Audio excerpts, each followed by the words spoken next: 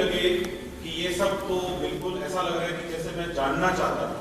मैं चाहूँ तो एक सूची आपसे भी बनवाऊँ कि भाई जरा मुझे सही में बताओ कि आप मेरे से एग्जैक्टली क्या जानना चाहते हो। कि अगर मान लीजिए मैं कहूँ कि मैं कैरियर पे, मोटिवेशन पे, आरएएस कैसे बने, आईएएस कैसे बने, अच्छे स्टूडेंट कैसे बने, अच्छे नागरिक कैसे बने, डेफिनेटली इन्हीं से रिलेटेड क्वेश्चन हो सकते हैं अभी आज के दिन आपके। कुछ क्वेश्चन हो सकते हैं कि हमारे कॉलेज में ये कैसे हो सकता है, सिस्टम में ये कैसे हो सकता है। वो सारी बातों को मैं इसमें शामिल करते हुए ही बोलता हूँ, तो किसी की कोई भी बात अनसुनी या अनआंसर नहीं रहेगी। और चूंकि फैकल्टी भी इसमें बैठती है, यहाँ पर 16 फैकल्टी है, चिमनपुरा में 117 है फैकल्टी में, लोग आपसे 100 से भी ज्यादा है। और अजमेर में हमने दोनों कॉलेजों का ज्वाइंट प्रोग्राम किया, तो वहां पर भी फैकल्टी की संख्या इतनी थी 70 के आसपास। यहाँ पर भी जो 15-16 लोग हैं। और मैं जब कोई बात यहाँ कहूंगा तो इसका मतलब ये नहीं है कि मैं इस कॉलेज के बारे में कोई डायरेक्ट बात कर रहा हूँ। मैं अपने विभिन्न कॉलेजों के एक्सपीरियंसेस और मेरे पास जो लोग आते हैं उनसे जो मैं सीखता हूँ और अपने तरीके से उसको समझता हूँ, उसके बेस पर मैं कुछ कमेंट्स करूंगा, उसके बेस पर मैं कुछ उदाहरण दूंगा, उसके बेस पर हम कुछ स्टोरीज बताऊंगा। और मुझे पूरा विश्वास है कि यहाँ पर जो भी व्यक्ति थोड़ी देर के लिए मेरे से अटैच हो जाएगा वो अगले कुछ समय के लिए डिटैच नहीं हो पाएगा। और आप याद रखेंगे कि आपने अच्छा फैसला लिया था कि आप इस कुर्सी पर बैठे। मैं बिना ज्यादा फॉर्मेलिटी के सीधा मुद्दे की बात पे आता हूं कि डायरेक्टरेट जब कॉलेजेस की तरफ देखता है, प्राइवेट कॉलेजेस की तरफ, गवर्नमेंट कॉलेजेस की तरफ, तो एक आम आदमी हमारे बारे में क्या सोचता है? एक आम आदमी हमारे बारे में आज क्या सोचता है? बेटा आप थोड़ा सा मुझे डिस्टर्ब करो। एक आम आदमी हमारे बारे में क्या सोचता है? आपको क्या लगता है हमारे बारे में एक आम आदमी की क्या थॉट है? मैं राजस्थान के कॉलेजों के पॉइंट ऑफ व्यू से कह रहा हूं, मैं रामगढ़ शेखावटी के कॉलेज के बारे में नहीं कह रहा हूं कि यार पढ़ाई कम होती है इनके, बच्चे तो तफरीह मारते रहते हैं और ये तो बहुत थोड़ी देर के लिए आने वाले लोग होते हैं। लेक्चरर्स के बारे में निदेशालय को कोई मतलब ही नहीं है कॉलेजेस कैसे चलते हैं। ये एक जनरल आप, मैं और स्टूडेंट, ये तो एक ही पक्ष हुए। मैं इससे इस तरफ कह रहा हूं, हमारी तरफ तो दुनिया देख के कमेंट कर रही है, लेकिन वो कमेंट तो चौथा खंबा है जिसमें मीडिया भी आ गया, जिसमें नागरिक भी आ गए, जिसमें स्टूडेंट्स के अभिभावक भी आ गए। उनकी हमारे बारे में क्या थॉट है कि शायद हम लोग वैसा नहीं कर रहे हैं जैसा हम कर सकते हैं या जैसा हमें करना चाहिए। तो मैं एक ही बात कहना चाहता हूं कि बहुत सारी चीजें हमने धीरे धीरे इंप्रूवमेंट की है, लेकिन एक साल बाद में जो एक बात मुझे मेरे कान में सुनने को आती है, और शायद यहाँ पर मैं पूछूंगा क्या ये भी एक बात है, तो शायद 90% लड़के लड़कियां कहेंगे कि हाँ ये भी एक बात है कि सब क्लासेस में उतनी अटेंडेंस क्यों नहीं है। या मैं दूसरे शब्दों में कहूं कि जो पढ़ाई जिस तरह की होनी चाहिए कॉलेज के अंदर उस तरह की क्यों नहीं है। स्टूडेंट और लेक्चरर के बीच में जिस तरह का एक रिलेशन होना चाहिए वो क्यों नहीं। तो डायरेक्टर इस बारे में कुछ क्यों नहीं करता है? एज ए डायरेक्टर आपने इसके बारे में क्यों नहीं सोचा? अब मैं अगर यहां पर पहले लेक्चरर से बात करूं कि भाई ये समस्या बताई गई है, इसका समाधान क्या है, तो शायद लेक्चरर्स का पॉइंट ऑफ व्यू कहने का तरीका ये होगा कि सर हम तो पढ़ाना चाहते हैं, 1200 कैपेसिटी है, लेकिन सर 600 लोग ही आते हैं और 600 में से भी 300 लोग तो लॉन और गलियारों में पाए जाते हैं। और जो 300 क्लासेस में घुसते हैं उनका इंटरेस्ट इस बात में है कि कितनी जल्दी ये क्लास खत्म। सही बात है, लेक्चरर्स का दर्द अपनी जगह हो सकता है, मैंने हो सकता है बोला, मुझे पता नहीं है, मैंने पूछा नहीं। अब मैं स्टूडेंट से बात करता हूं, आ जाओ यार इधर, बताओ यार क्या स्थिति है। सर स्थिति ये है कि सब पढ़ना चाहते हैं, आपको पता है घर से आए हैं, और यहाँ तो मैंने पता किया तो पता चला कि फतेहपुर से आती है 1/3 जनता, डांडन और आसपास कहां से बच्चे आते हैं। तो यार जब अपने घर से आप निकलते हो तो डेफिनेटली आप ये सोचते तो निकलते नहीं होंगे कि आगे ताला मिल जाए तो बहुत अच्छी बात है, या आज लेक्चरर साहब नहीं आए तो बहुत अच्छी बात है, या आज पढ़ाई नहीं हो तो बहुत अच्छी बात है। अगर आप ऐसा सोचते हैं तो मेरे लिए चिंता की बात है। लेकिन आप क्या बताते हैं मुझे कि सर हम लोग क्लास में जाते हैं, हम कहते हैं लेक्चरर होने से कि सर टाइम हो गया क्लास का। ये मैं यहाँ की स्टोरी नहीं बता रहा हूँ, मैं किसी और एक्सपीरियंस के आधार पर यहाँ से जोड़ रहा हूँ कि सर हम जाते हैं मैडम के पास, हम जाते हैं सर के पास कि सर हमारी क्लास का टाइम हो गया, तो वो हमसे पहला प्रश्न ये पूछते हैं कि कितने जने हो।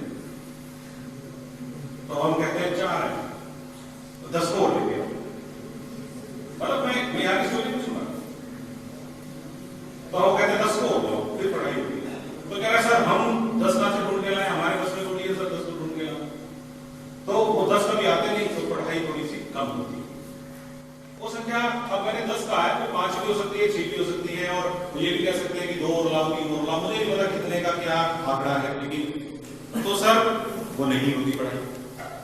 मैं लेक्चर से कहता हूँ यार 4 बच्चे आए थे, पढ़ा सकते थे, तुमने 14 मांग लिए, बच्चे भाग गए। तो वो कहता है सर ये 4 आ जाए तो दूसरे 4 आएंगे, परसों दूसरे 4 आएंगे। ये सारी स्थितियों को जानते हुए भी अब आप डायरेक्टरेट से उम्मीद करें कि डायरेक्टरेट इसमें कुछ निर्णय लें, डायरेक्टरेट इसमें कुछ करेंगे। तो मैं आपसे एक क्वेश्चन पूछता हूं कि लेक्चरर को पढ़ाने से मना करने का सर्कुलर हमने कब निकाला है कि 4 बच्चे होने पर पढ़ाई नहीं की जाएगी? हमने ये तो जरूर निकाला है कि 10 से कम विद्यार्थी होंगे तो एडमिशन नहीं लेना उस कोर्स में, ये तो हमारा नियम सालों से है। लेकिन 4 बच्चे होने पर पढ़ाई नहीं होगी ऐसा कोई सर्कुलर मुझे याद नहीं है। और ना ही हमने स्टूडेंट्स के लिए सर्कुलर निकाला है कि बेटा तुम जो है क्लास में मत आना। कमरे बना दिए, एडमिशन ले दिया, सरकार का स्टैंप लगा हुआ है इस कॉलेज पे कि ये गवर्नमेंट कॉलेज है, तो अब मुझे सर्कुलर ये निकालना है कि पढ़ाई भी करो। भाई एक लाइन का सर्कुलर ये निकालना है कि भाई डैश कॉलेज को निर्देशित किया जाता है कि दिनांक 5 दिसंबर से पढ़ाई भी कराएं। क्या ये सर्कुलर निकालने की जरूरत है या इस सर्कुलर की कोई आवश्यकता या कोई महत्व है? तो डायरेक्टरेट से क्या चाहा जा रहा है? डायरेक्टरेट क्या निर्णय ले इसमें? डायरेक्टरेट क्या इंटरफेरेंस करे इसमें?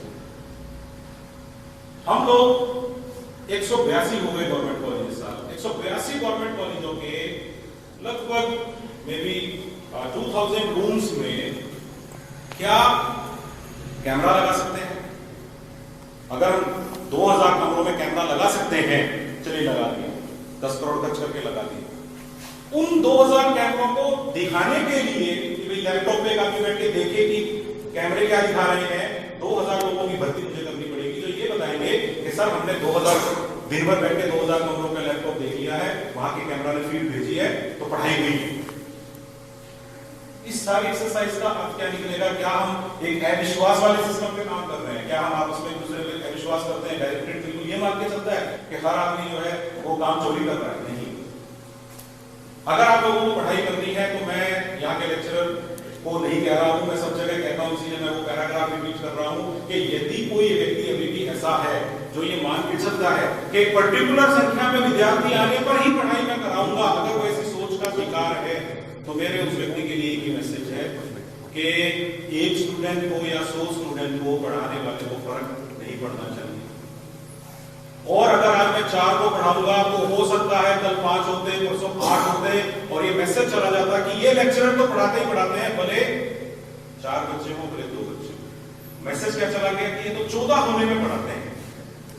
और वो 14 कभी इकट्ठे इसलिए नहीं हो पाते कि मैंने देखा कि ज्यादातर स्टूडेंट क्या होते हैं कि ग्रुप की ड्यूटी लगा देते हैं, वो बारी बारी से लगाते हैं कैसे कि देख के पढ़ाई हुई है, इशारा करते वहीं से ऐसे तो भाई पढ़ाई हो रही है, हाँ बैठे हैं 4 लोग, पढ़ाई हो रही है, नहीं अभी लेक्चर साहब तो नहीं आए, तो वो वहां से किसी पास की चाय की दुकान पे कट लेते हैं।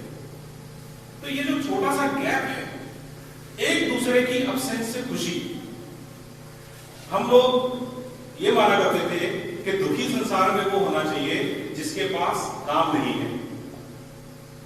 अभी आप जैसे कॉलेज से निकलोगे, आपको घर वाले किस चीज के लिए दुखी करने वाले हैं? लड़कों को तो खासकर कुछ काम धंधा करो, कुछ कमा के लाओ, पढ़ा लिखा दिया तुमने, बीए बना दिया, बीकॉम बना दिया, बीएससी बना दिया, अब कोई पेपर दो तुम भी, उसको फलाने का छोरा ये बन गया वो बन गया, तुम भी करो कुछ।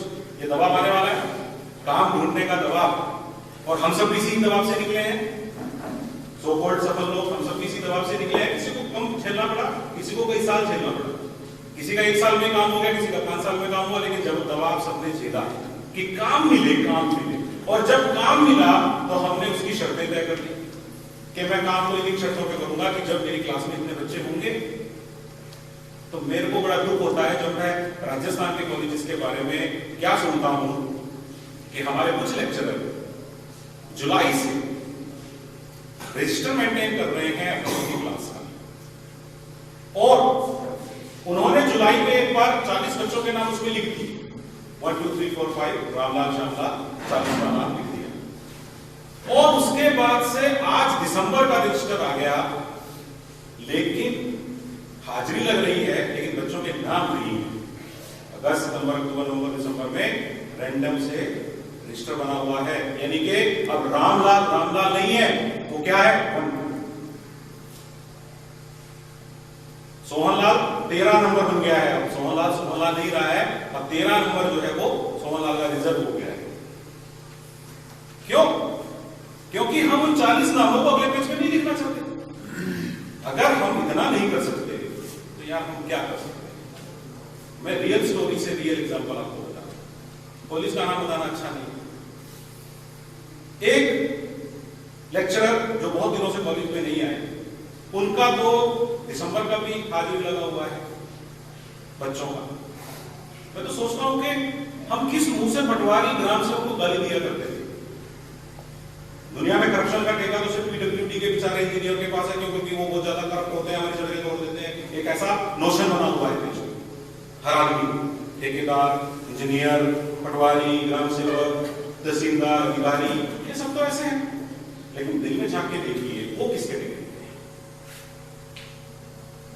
अगर एक लड़का भी जिसकी हाजिरी उसने आज लगा दी, भगवान नहीं करे अगर आज शाम को उसके कान टूट गए, वो किसी अस्पताल में भर्ती है सरकार के, what answer he will give? क्या 420 की एफआईआर नहीं बनती? लेकिन हम सम्मानित लोग हैं। आपको किस चीज का गुरूर हमेशा रहता है? मैं 1 साल से सिस्टम में एक गुरूर मैंने देखा है जो बड़ा अच्छा पॉजिटिव गुरूर है, वो ये है कि सर हमारे स्टूडेंट हमारे पाँव छूते हैं। वो कितने भी बड़े बन जाए वो हमारे पाँव छूएंगे। मैं भी मेरे टीचर के पाँव छूऊंगा, भले मैं कुछ बन जाऊंगा। हमें सुख होता है कि हमें इन्होंने पढ़ाया तो हम कुछ बन गए। लेकिन क्या ऐसे लोगों के पाँव छुए जा सकेंगे? क्या ऐसे लोग ये प्रचारित नहीं करवा रहे हैं? एक आदमी ने 100 लोगों के लिए क्या प्रचारित करा दिया? ये देखो, ये फर्जीवाड़ा जो पहले वहां हुआ था, अब ये इसमें आ गया हमारे कॉलेज शिक्षा। फैकल्टी का रजिस्टर भी ऐसा ही पाया गया। जुलाई के महीने में प्रिंसिपल साहब नंबर 1 थे, बाकी लेक्चरर 2, 3, 4, 5 थे, तो वही नाम हो गया उनका।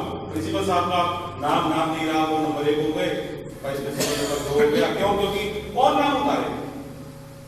मुझे कई लोगों ने कहा सर तो बड़ा आसान है, हम तो क्या करते हैं नाम उतारते हैं, हम तो कोना काट देते हैं, तो इससे वही नाम अगले पेज के लिए यूज हो जाते हैं। Very innovative. लेकिन हमारी सोच में तो प्रश्न उठाता ही है कि हम फाड़ के इस तरह से करते हैं तो हम कितना काम करने में इंटरेस्टेड हैं।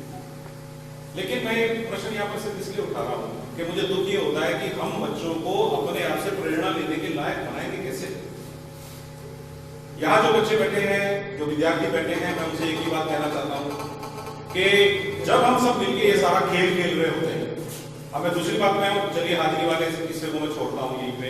मैं मानता हूँ कि इस कॉलेज में तो काफी अच्छा एनवायरनमेंट है, यहाँ तो 16 लोग हैं, सभी आते जाते हैं, there is no problem, classes होती हैं, स्टूडेंट भी ट्रस्टेड हैं, रूरल क्षेत्र के हैं, कोई ऐसी पढ़ाई कहाँ मिलेगी।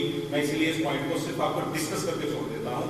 लेकिन सेकंड पॉइंट में मैं आता हूँ जिसका मुझे शक है कि यहाँ भी ये समस्या राजस्थान के बाकी कॉलेजेस की तरह होगी, और वो समस्या है आदरणीय संजीव पासपू, राजा पासपू और श्रीनाथ पासपू।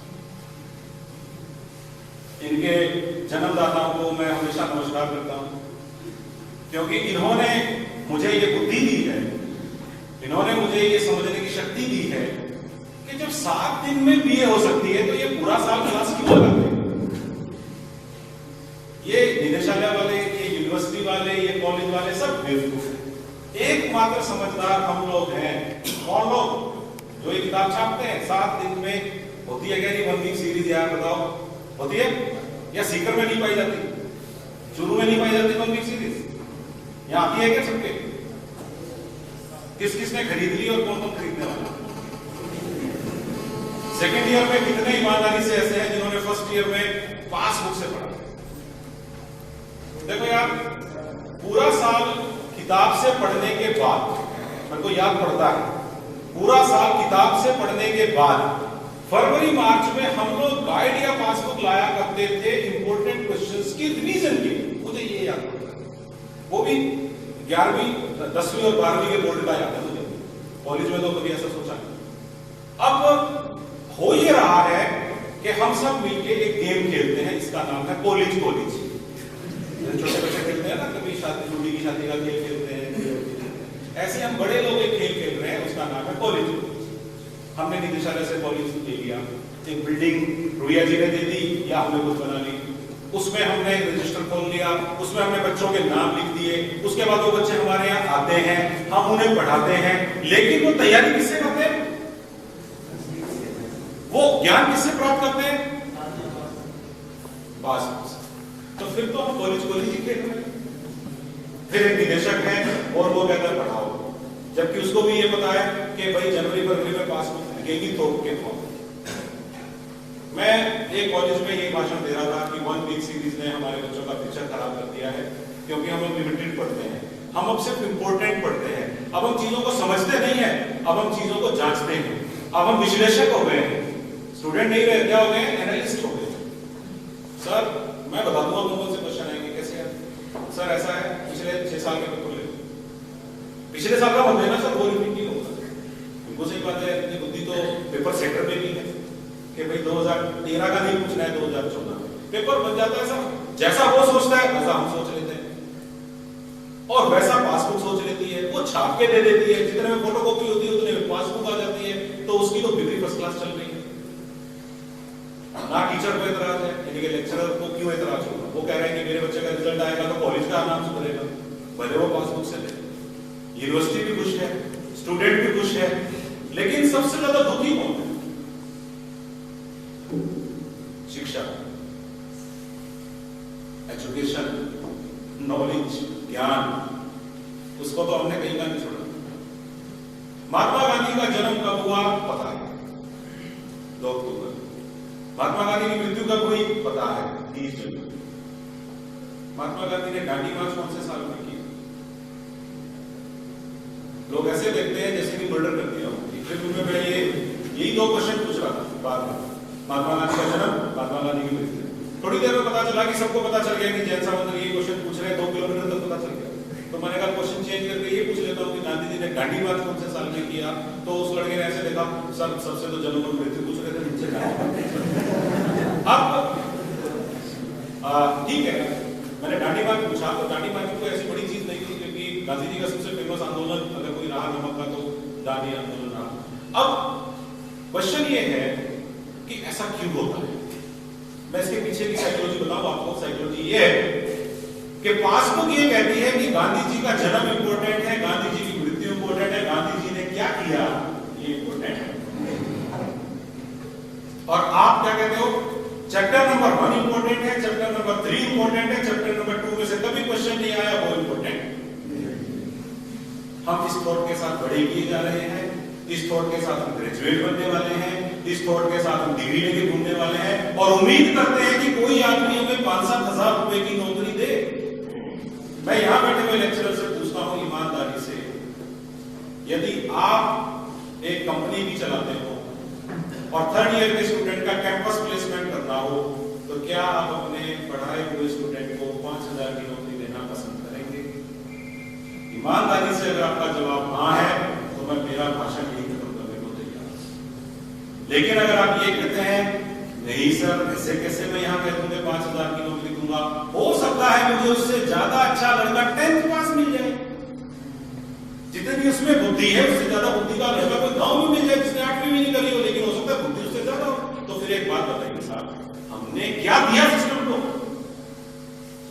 हमने क्या दिया सिस्टम को? फिर वही बात आती है, हम क्या खेल रहे हैं? जब मैं मेरे पढ़ाए हुए आदमी को 5000 की नौकरी देते हुए ये कहता हूं कि मैं इसकी तुलना करूंगा किससे? किस चीज की तुलना करते हैं? ये मुझे क्या करके देगा, ये तो तुलना करोगे यार। अगर वो क्या करके देगा +2 के 3 साल बाद में नहीं आया है, तो मैं एक बात पूछता हूं यार, हम 3 साल पहले किस चीज के लिए करा रहे हैं? एक मिस्टर रीव्स, डॉक्टर रीव्स ने एक स्टोरी लिखी थी, द एनिमल स्कूल।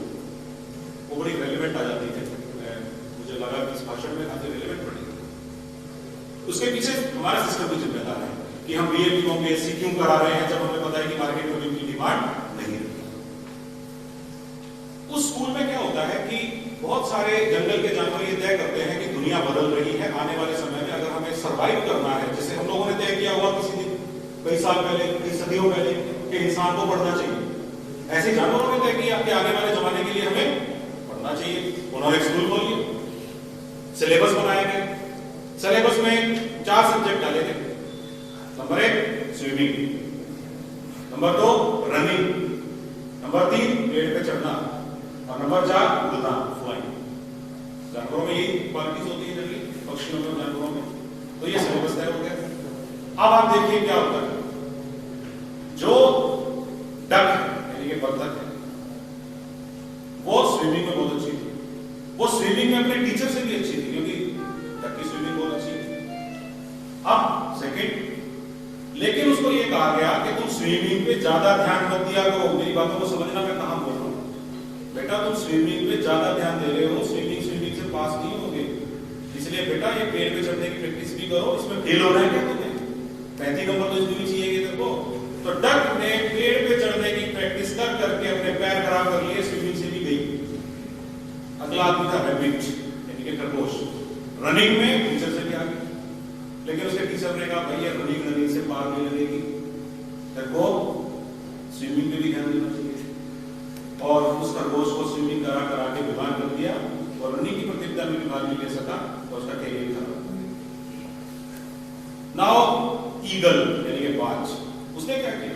बाज उड़ने में बहुत अच्छा था, सबको पता है बाज से अच्छा कोई नहीं उड़ सकता, बाज उड़ने में अच्छे नंबर ले रहा था।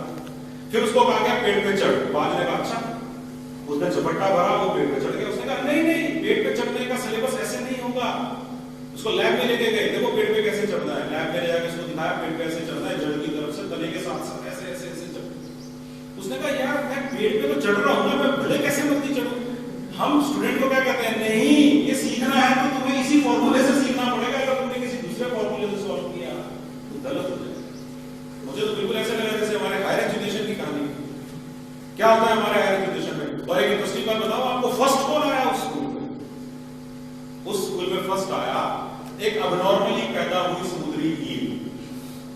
उस कॉलेज में जो भी अच्छे जानवर थे कोई भी फर्स्ट सेकंड थर्ड नहीं आ पाया, सब बड़े मुश्किल से पास हुए, लेकिन फर्स्ट आई एक ईल जो थोड़ा बहुत आपको पता है स्विम भी कर लेती है, फ्लाइट मार के बर्फ से दूसरी बर्फ पे चली जाती है।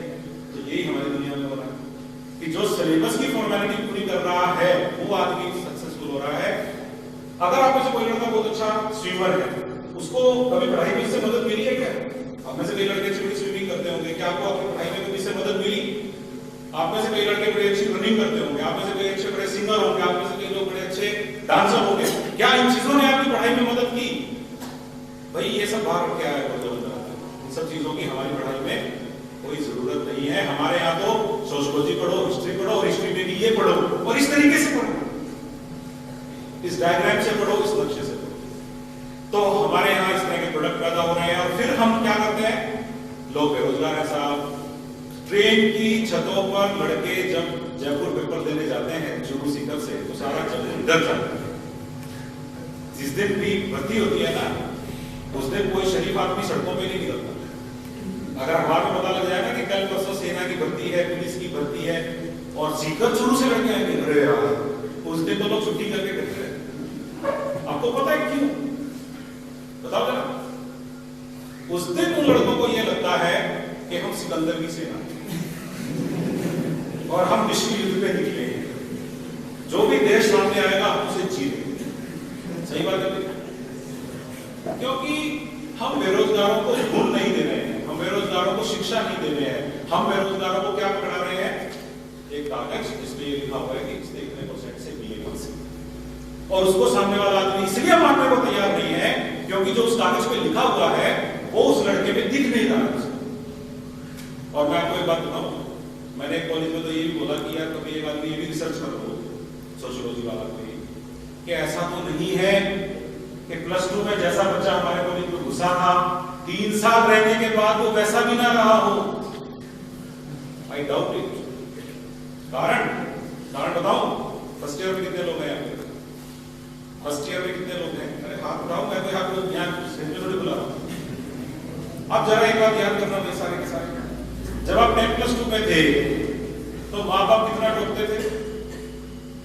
आपका दोस्त किताब ले आता था, टेंशन होती थी, लड़की के हाथ में किताब देखी, उसकी सहेली पूछती थी ये कौन सी किताब है, इसमें कौन से क्वेश्चन आएंगे, ट्यूशन कहाँ रख रही है, कोचिंग कहाँ रख रही है। माँ बाप टोकते रहते थे, स्कूल का टीचर टोकता रहता था, और अगर आप प्राइवेट स्कूल में थे तब तो बिल्कुल आपके पीछे हाथ धोके पड़े हुए थे सारे के सारे। मेरिट में आना है, मेरिट में आना यार अचानक ये फर्स्ट ईयर में 15 अगस्त 1947 हो गई तुम्हारे साथ, सारी आजादी तुम्हें मिल गई ना, अब तुम्हें कॉलेज कहता है पढ़ो ना, तुम्हें माँ बाप टोकते हैं। माँ बाप पता क्या कहते हैं, पहले तो ये यूनिफॉर्म में जाता था, अब ये ऐसे जाता है, तो अब तो बच्चे को टोकना ठीक नहीं। और आपको कहते हो कि मेरी तो पढ़ाई पूरी, मेरी जिंदगी का टारगेट तो अचीव हो गया ना, रोहिया कॉलेज में एडमिशन लेने के साथ ही। क्यों अंबानी और टाटा यहाँ हेलीकॉप्टर से उतरेंगे, आपको साथ में ले जाएंगे। मेरी बात बिल्कुल सही है, आपको इस तरीके से कोई भी नहीं कहने वाला। आपको ये तो लग रहा है सबको, तभी तो यार आप क्लास लगे ना लगे आपको कोई फर्क नहीं पड़ता। आपकी क्लास में आज फलाना चैप्टर पढ़ाया, कितने लड़कों को या लड़कियों को ये टेंशन होती है कि ये घर जाके मुझे पढ़ना चाहिए। भाई पढ़ा तो रहे हैं, मैंने देख लिया, ये पिछले 6 साल में एक बार भी नहीं आया, इसको पढ़ने की कोई जरूरत नहीं है। आप तो ये एनालिसिस चेक करते हो। मैं आपसे एक बात पूछता हूं, पिपराली रोड सीकर क्यों फेमस है? बोलो यार, जिसको नहीं पता है मैं प्रचार करूंगा यहाँ पे। पिपराली रोड सीकर पर इस राज्य के सबसे ज्यादा कोचिंग इंस्टीट्यूट पाए जाते हैं, जहां पे RAS RTS और सबसे ज्यादा first grade, second grade, third grade teacher की तैयारी कराते हैं। ठीक है मेरी बात? 15,000 से लेके 35,000 तक फीस है एवरेज। ठीक है, आप कहते हो पिताजी मेरी ग्रेजुएशन हो गई, मैंने झंडे गाड़ दिए, पूरे 48% से ग्रेजुएट बना हूं या 55% से बना हूं, अब मुझे जो है टीचर बनना है, वेरी गुड। तो पिपराली रोड पे मुझे जाना है, कमरा लेके रहेंगे हम 3 लड़के, 5,000 रुपये महीने का तो दे दो खर्चा, और मोटरसाइकिल दे रही है तो 2,000 ऊपर से दे दो, नहीं तो मैं काम चला लूंगा, और 35,000 दे दो जो उसको भरने हैं, AN इंस्टीट्यूट, CN इंस्टीट्यूट, जो भी नाम है। ठीक है, आप जाते हो, अटेंड करते हो, पहला लेक्चर आपको वो देने आता है, और आप अपना माथा पकड़ के ये कहते हो, अरे यार ये तो चैप्टर नंबर 3 है जो पास करने का नहीं पड़ता। गलत नहीं कह रहा हूं, मैं भी IAS UPSC की परीक्षा दे के आया हूं, UPSC की परीक्षा दी है मैंने, मेरा सब्जेक्ट कॉमर्स था। तो बीकॉम की किसी भी किताब से बाहर आता ही नहीं है IAS के एग्जाम में। बीकॉम अच्छे से अगर आपने कर रखी है तो उससे बाहर पूछते हैं उसमें, क्योंकि UPSC का सिलेबस कभी देखा है आपने या RPSC का सिलेबस देखा है आपने? उसमें क्या लिखा हुआ कि ग्रेजुएट स्तर के पेपर आएंगे, और जो हिंदी इंग्लिश है वो तो 10th के लेवल की आती है। और आपको उस दिन ये पता चलता है, मैंने क्या रिलेशन साबित किया है, कि जो आप पासबुक में छोड़ते हैं कोचिंग में आप वही सब उन्हीं किताबों से दोबारा पढ़ते हैं पैसे देकर। अगर किसी को इस बात में शक हो तो अपने अपने समय पे देख लेना, वरना मेरी आज आपको एक ही सद्बुद्धि देने की बात है कि पासबुक से आप ग्रेजुएशन कर लेंगे, लेकिन आप अपने आप को अच्छा इंसान, ज्ञानवान इंसान नहीं बना सकते, जिसकी समाज को जरूरत होगी, सिस्टम को जरूरत होगी। सिस्टम छाट लेता है, इंटरव्यू के समय असलियत पता लग जाती है। इंटरव्यू वाला को आप ये कह सकते हो कि सर मेरे से आप चैप्टर नंबर 3 से मत पूछना क्योंकि वो इंपॉर्टेंट नहीं था संदीप पासबुक के हिसाब से, कह सकते हो उसको। वो देखेगा सोशियोलॉजी, कुछ भी पूछेगा, वो देखेगा हिस्ट्री का स्टूडेंट, कुछ भी पूछेगा, वो आपकी पासबुक से पूछेगा। मैं आप लोगों को आज एक ही बात कहना चाहता हूं, ये आपकी जिंदगी है। अगर आप लोग, आप सबकी उम्र कितनी है? 16 साल से लेके